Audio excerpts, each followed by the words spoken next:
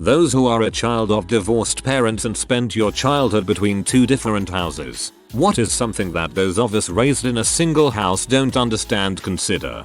For me, it was weird being part-time poor. I lived in a tiny trailer with my mom, where we lived a painfully frugal life, and every other weekend I would be eating a steak dinner at my dad's house. This was my experience. It's so jarring. Getting in trouble at school for not having the right books uniform because you forgot them at the other house or lost them altogether. Having to be very careful about being excited or positive about the other parent's house. Always feeling like a house guest in whichever house is not your main. Generally being totally disorganized and a mess at all times, and becoming an adult who is a mess at all times. The house guest one makes me cry. I'm 40 and have been a house guest at my dad's since I was 8. A lot of these comments repeat stuff, but the worst one for me is seeing your step-siblings have the life you didn't, where both parents are present and they're closer to your parent than you are because you barely see them. Going to multiple Christmas lunches on Christmas Day was absolute balls. 25 years later, one of my parents says, "But you always liked that." Apparently we have very different memories. When my parents divorced, I became my dad's therapist at the age of 12. In a lot of ways I still am, and it still sucks. No worse feeling than having to leave your preferred household on a Sunday evening to go home before school Monday morning. The way the anxiety just grew on me towards end of the week when I was going to my dad's, and then like counting the days to go back to my preferred. But at the same time I felt bad for my dad because I didn't want to hurt him. Sharing time on holidays. When you are older, it's very difficult to keep up with both your direct family and friends. Forget about most extended family. Add in a spouse with divorced parents to double the fun. For me it was always awkward spending time with my father, felt forced. Most of the time we would end up watching TV for 2-3 days before heading back to my mother's house. It lasted for maybe 1-2 years after divorce, and then would just go over for a day around Christmas time. Probably the minority, but always felt I was a burden as a kid and we just never really clicked, so felt like strangers hanging out. Yep, my parents' divorce made it painfully obvious which parent liked us more. When we were little, mom worked full-time and dad stayed home with us. When I was 6 they separated and we only saw him once, maybe twice a year. I have never recovered from this sudden and unexplained abandonment. I have a very similar scenario. It was like that explained so much when I realized it. I went from having 2 parents, one full-time and one I could see 5-7-8 a day. After the divorce, full-time gone and seeing the other one even less than before. Do you act this way at your mom's house? Parents can sometimes, maybe hopefully unintentionally, use the kids as pawns. At 31, I still get envious of people even my own age whose parents are still together. Holidays are a stress fest, having to make sure to spend equal amounts of time at each parent's house. A lot of my childhood memories are either lost due to trauma or not very enjoyable to remember. I feel like I became an adult before the age of 10. Also, don't forget about the abandonment issues that arise later in life. Having brand new familial relationships when a parent remarries and then never seeing them again when that marriage fails as well. My dad has been married 4 times after divorcing my mom, wife 1. He recently divorced the wife we liked a lot and have a good relationship with her. She's grandma to my kids. He has a new girlfriend and we are polite, but I refuse to get to know her. She'll be gone in 10 years. There is always guilt about the parent you're not with. Are they lonely? Are they crying? I'm 53 now and the guilt is still there for every holiday. And the added layer of emotion when you want them to be alone because of how mean they are to you. But once they actually are alone, you feel the guilt of them being alone plus the guilt over wanting that. It's so strange to feel sad for a person who hurts you. The battle of favoritism your parents force on you. Talking crap about the other and trying to make you take their side. Whenever one of my parents were talking crap about the other, I would take their side so I wouldn't start an argument. That it's normal to have a social life outside family, but it's difficult when you're going out on your father's time. Like if you're only with one parent on the weekend, you're expected to not go out with friends because this is their time with you. Also, if you need something like a new pair of jeans, it's a loop of go ask your other parent to buy it for you. To add to this, taking part in extracurriculars. If one parent has no desire to shuttle you or be involved, you either only get to participate half the time, or you stop that extracurricular entirely. When you say or do something that your parent doesn't like, and they tell you, "You're just like your father, mother." Yeah, no crap. I was made by the both of you. I get that you no longer like my dad, mom, but it hurts that you also hate half of what makes me me. God forbid you independently grow to have an opinion that one of your parents heartily agrees and with which the other vehemently disagrees. You get called a puppet, told you can't think for yourself and are brainwashed, etc. To this day, I can't confidently state an opinion I hold to anybody over fear of being ridiculed and looked down upon for it. The worst part was the anxiety around having your parents interact. Even 10 years later, I can't mention my mum around my dad as I have no idea what he'll do. He once saw my mum's new partner when dropping us off. He was doing something in the garage and tried to fight him. You end up feeling like two different people. I had stuff at one house but not the other, so my entire daily routine and life was completely different at each house. The second you go to one house, it's like you shift and completely forget everything to do with anything at the other house. You can't mention anything you did at the other house, so the two parts of your life become so fractured. It didn't feel too bad at the time because it's just how it was. It's only now I'm older I can look back and see how much it kinda fricked with me. Trying to please both parents at the same time while you spend most of your time at a certain one. I grew up with my mom while being brainwashed that my dad is a horrible person, all while when you hear "So, when are you going to come out here and live with me?" from my dad. When you're 5 years old, that's something you don't need to deal with. Every summer, spring break, and other Christmas holiday was a nightmare. Turns out my dad is a really good guy, just has a few demons like the rest of us. After 25 years, my mom still holds a serious hatred toward him. I got married almost 7 years ago and naturally, I invited my dad. Here I was on my wedding day and my own mother could not stop the bitterness for a small handful of ours. Ironically, that was the first time my wife met my dad and only had good things to say about him. Same here. My mum still does nothing but criticize my dad 30 years later. The poor guy did the best he could and he genuinely loves me. I feel conned out of what could have been a different relationship with him because of her voice in my head the whole time as a kid telling me he was useless. Missing summers at home with friends to go see other parent step family in a god-awful hot climate with nothing to do but houseyard work chores. There's too many things, but mainly, 1. How they use your actions to catch the other being a crappy parent, literally weaponizing your actions. 2. I had to put up with their timelines and schedules and I was never asked what I wanted. 3. Being in the middle of a never-ending battleground between two crappy parents. 4. Each parent being more angry and resentful of their situation, especially being newly divorced.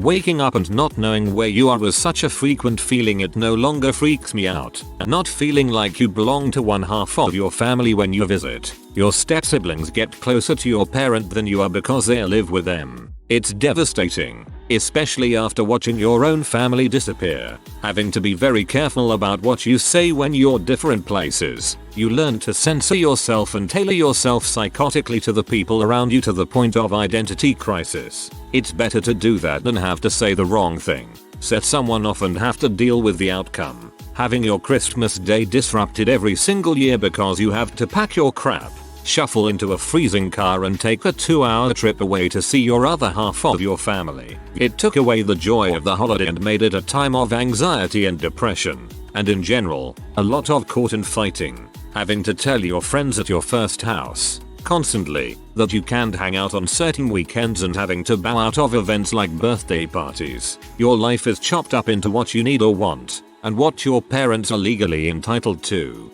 Traveling alone on a Greyhound bus at 12 and not being allowed to go get food yourself. The bus driver babysits you until your parent picks you up. Having your teachers at school ask who's at home when they are calling to tell your parents you did something bad, and having to explain who James, the guy on your couch is and why your parents are essentially unreachable. Only seeing one of your parents a total of about a month out of the whole year. Not being allowed to move outside of a certain radius under a certain age. Watching your parents date. This one is interesting because a lot of people just have zero implication of their parents' sexuality, usually because their parents are still together and they've never seen their parent in that light. I know way too much about my parents in that sense. LOL. I could honestly go on. Living your life split like that never really ends once you're an adult, either, until you make the decision to stop trying to please both your parents and make up for a crappy thing that was their problem and made yours, and just put yourself in the driver's seat and think of yourself first, you know, like they should have. I never really pinpointed the action until I read this, but every time I wake up I think home, my bed or Seattle, Doubletree or mom's house, couch or whatever. I've been doing it for as long as I can remember, and it may be due to the amount of divorced parents moving, visitations, and such. Real light bulb moment. Thank you. When you forgot something at the other house so you have to get it and your teachers want to give your parent a note so they ask which house you're going to, and when I was a little kid if we did a craft for our parents I would have to make two. One of the houses is the other house, not home. You might keep some clothes over there, but they're the clothes you don't necessarily like or wear often, and then you forget about them because you're not there enough to wear them, so by the time you put them on they don't fit and you're reminded yet again that you're not home. The subtle shifts in your personality you have to make. I possess a lot of qualities from my mom that my dad hates, and a lot of qualities my dad has that my mom hates. My dad hates my laugh because it sounds like my mom's, so I try to have a different laugh around him. It's really little things like that that take a really big toll on you. I always got like physically ill before having to switch houses because the stress. Or maybe my parents are just insufferable buttholes. That's probably the most likely answer. How the disruption to routine spills down and negatively impacts you and so many other aspects of life. A child is conditioned to follow the same pattern.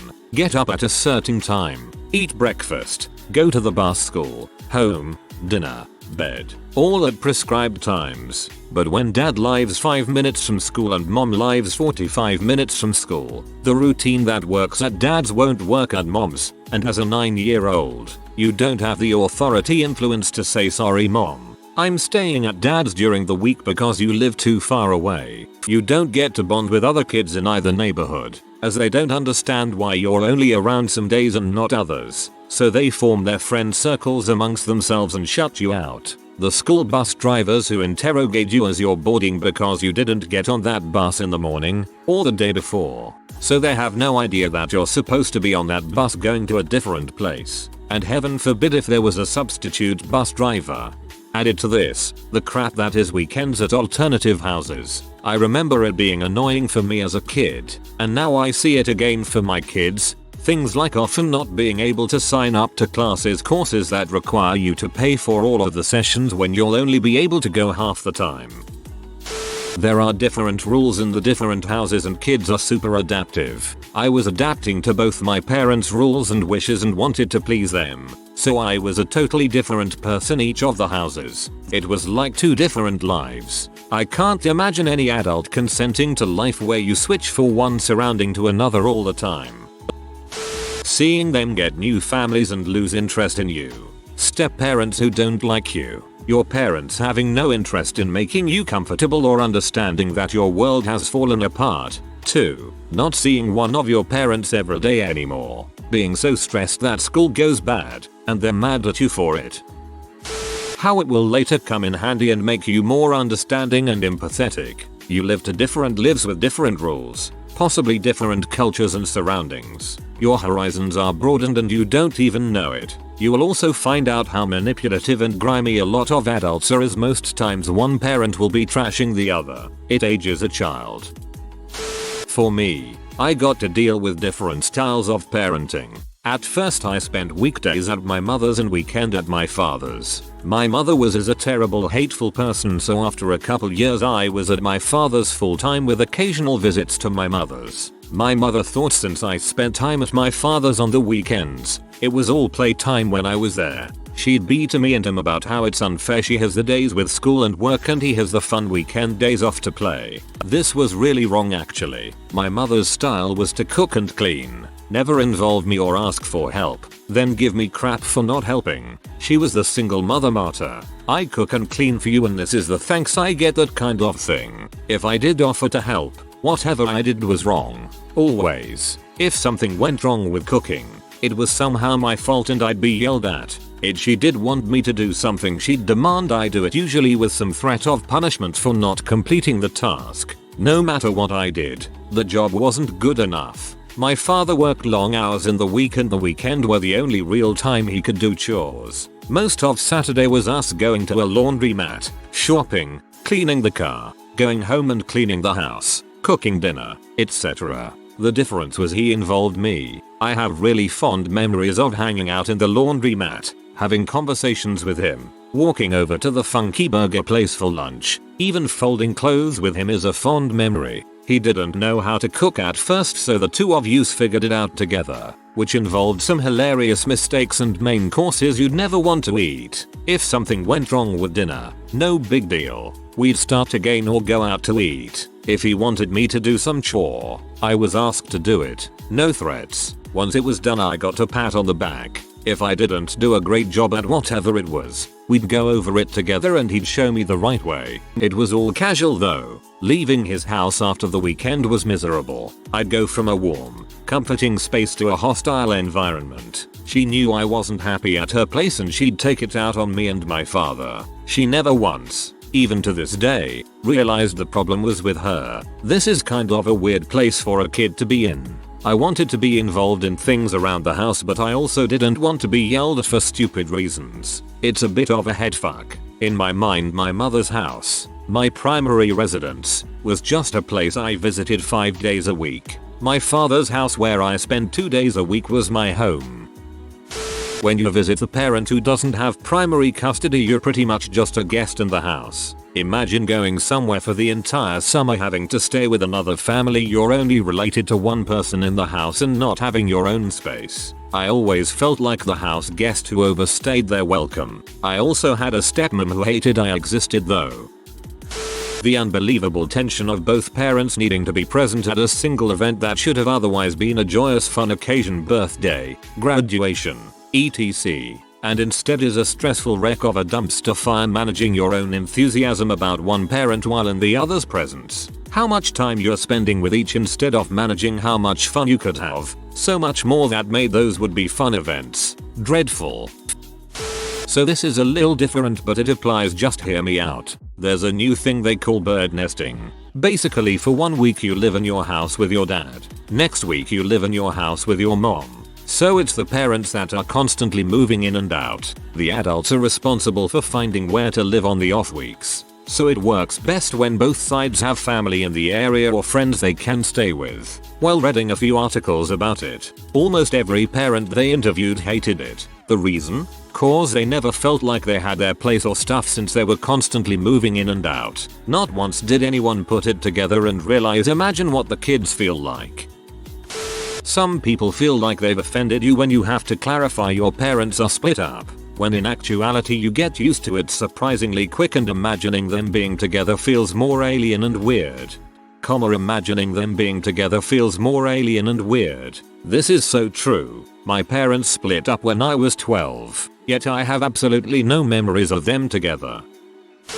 Being told your other parent would have gotten less custody if they could during an argument with you, and the parent saying this. Being told you're in butthole just like your other parent. Turning 18 and being told you don't have to go to other parents' house anymore. You're 18. As if the whole time I didn't enjoy being there. Being told to be present for fights between parents because apparently just you being there can make it easier. No freaking idea how that one works.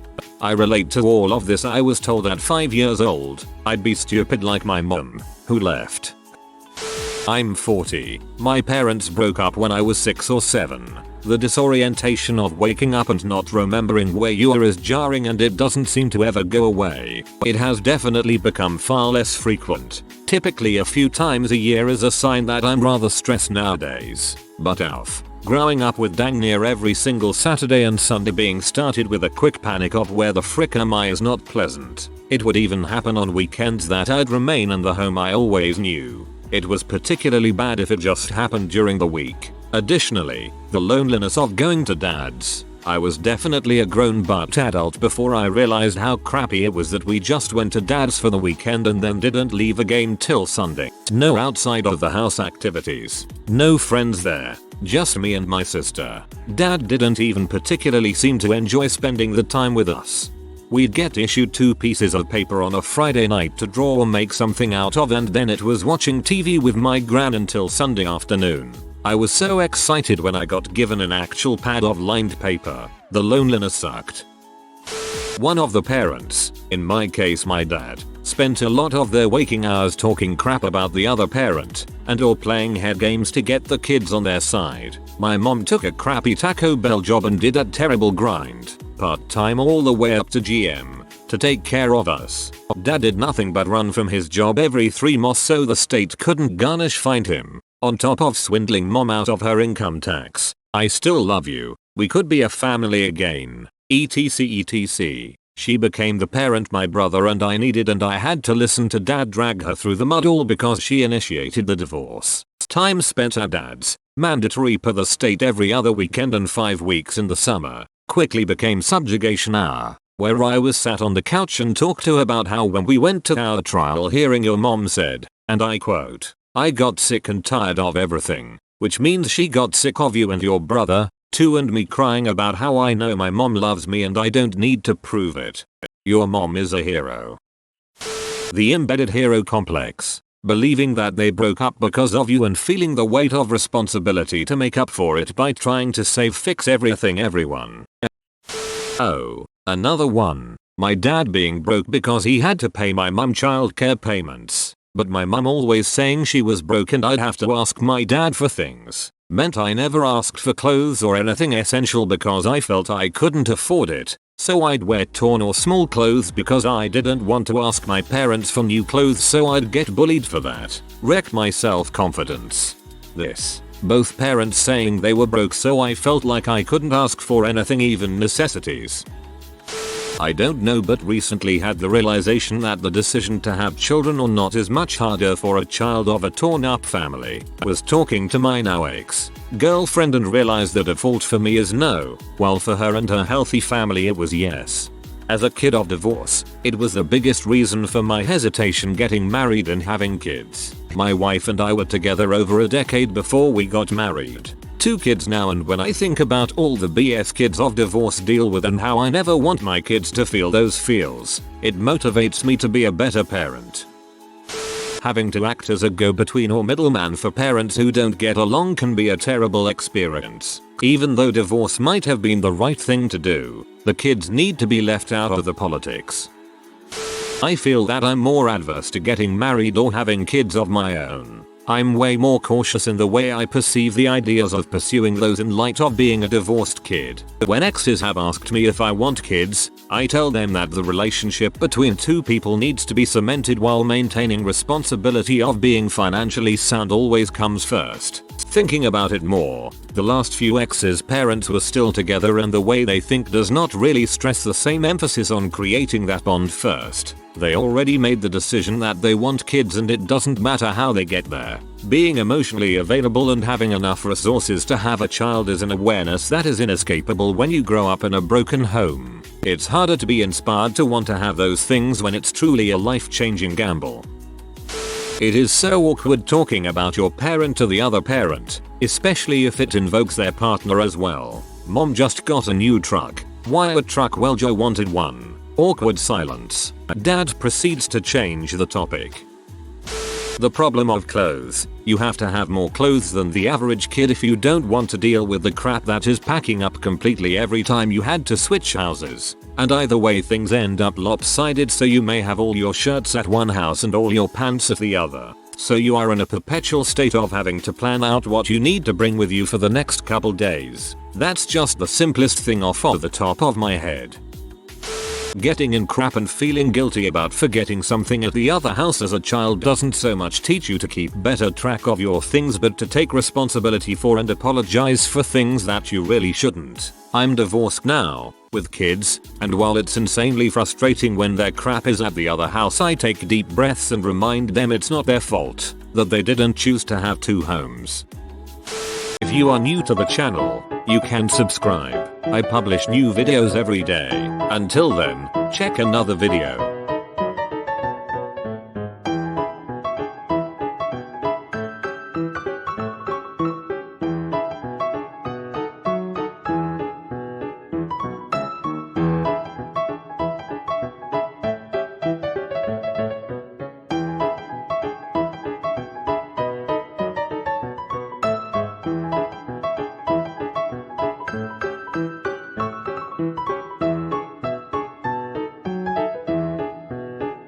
Bye for now.